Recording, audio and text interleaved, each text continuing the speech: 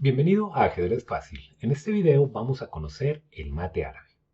Se dice que este es el mate más antiguo que se ha registrado, y puede ser cierto ya que estas tres piezas precisamente son las únicas que durante toda la historia del ajedrez no han cambiado su movimiento. Sabemos que antes, en lugar del alfil y la dama existían otras piezas con un movimiento diferente, pero estas siempre se han movido de la misma manera. Para el mate árabe es necesario un caballo en F6. En el caso de las negras sería un caballo en F3. Lo mismo podría aplicarse en el flanco de dama, pero es menos probable ya que generalmente se da contra la posición del rey en el enroque corto. Otro elemento importante es la torre sobre la séptima fila. Estas dos piezas se bastan por sí solas para dar mate mediante la jugada torre H7.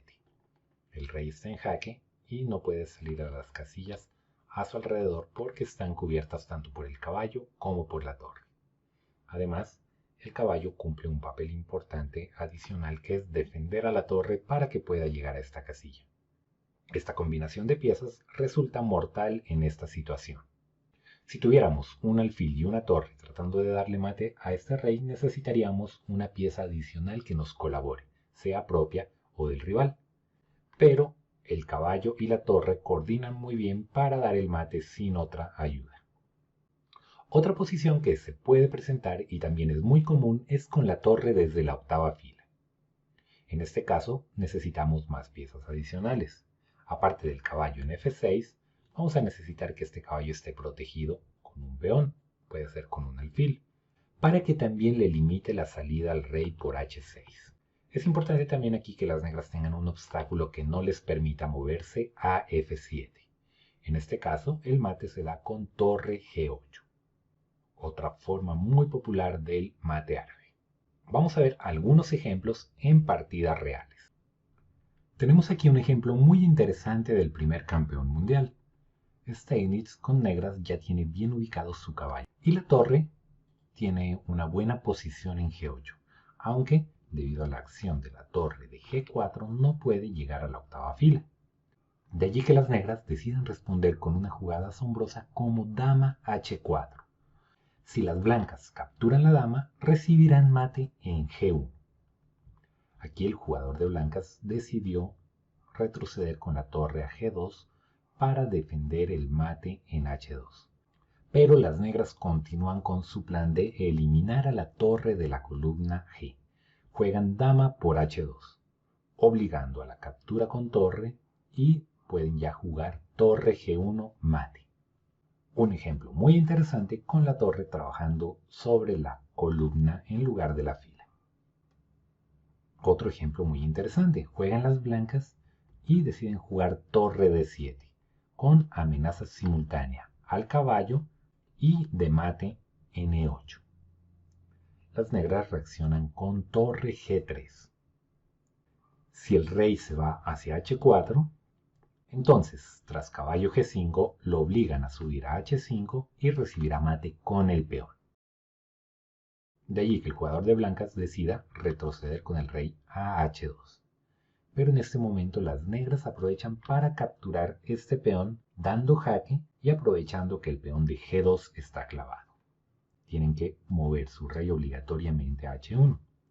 Ya tienen algunos elementos para el mate árabe. Tienen el caballo en F3, la torre en la séptima fila, pero el peón de G2 impide que se dé el mate.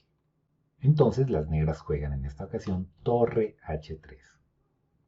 Obligan a la captura con el peón y ahora la torre ya puede ubicarse en H2 dando mate.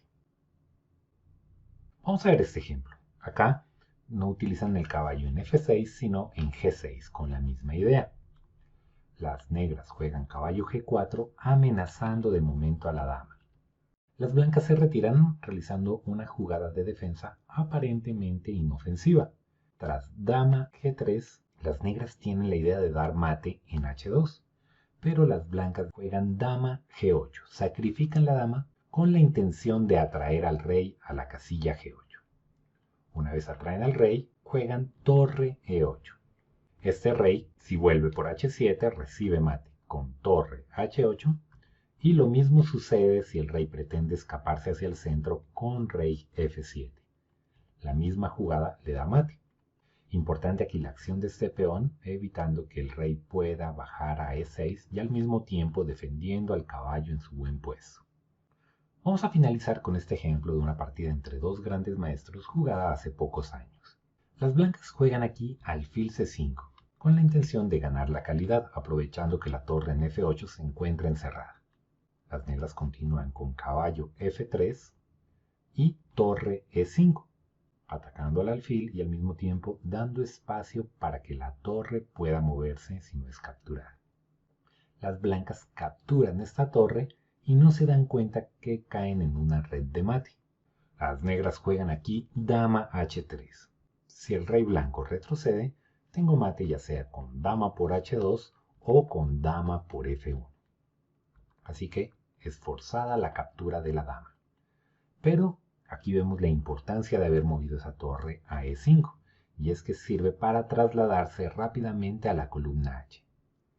El rey se ve forzado a retroceder y recibe mate en H2. La misma idea con apoyo de caballo y torre.